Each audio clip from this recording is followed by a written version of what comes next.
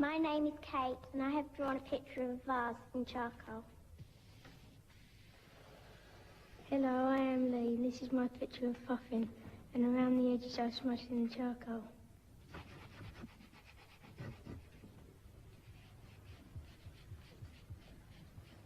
Ah, weren't they fantastic charcoal pictures? And did you notice all the different effects and techniques that they used? Well, you know, a lot of artists like to use charcoal for just roughly marking in their pictures before painting them. And I like to do that. The reason for that is you can alter your mistakes very easily. Look at that. It's just a case of rubbing it out with your finger and going over it again. And another reason I like to use charcoal is you can get so many different shades and tones just from the one stick. I'll show you what I mean here. I'm just shading in an area of black. Now watch this. If I just smear it across with my fingers, you start to get this other sort of tone in front of the black bit. And again, I can almost do an arm there just by smearing my fingers across the charcoal. A little bit of shadow in the back there. And of course you can use the charcoal on its side to create these big areas of black. Or you can use the charcoal as a pointed implement, just to put in some extra detail like that. In fact, you can even sharpen your charcoal with a pencil sharpener. After all, it's just a piece of wood, isn't it?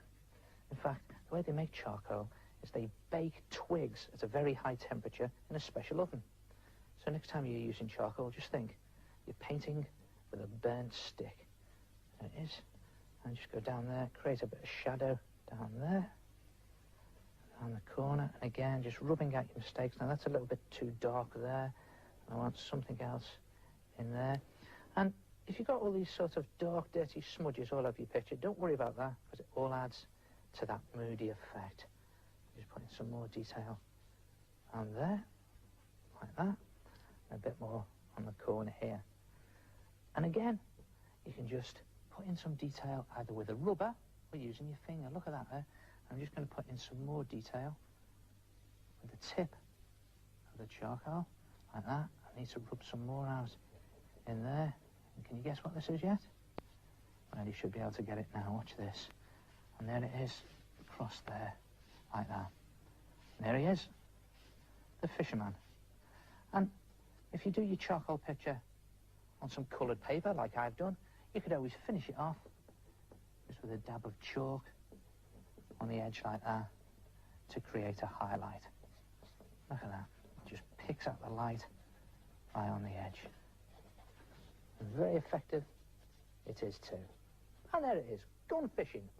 Try it yourself, a charcoal attack. And I'll see you next time. Ta-ra.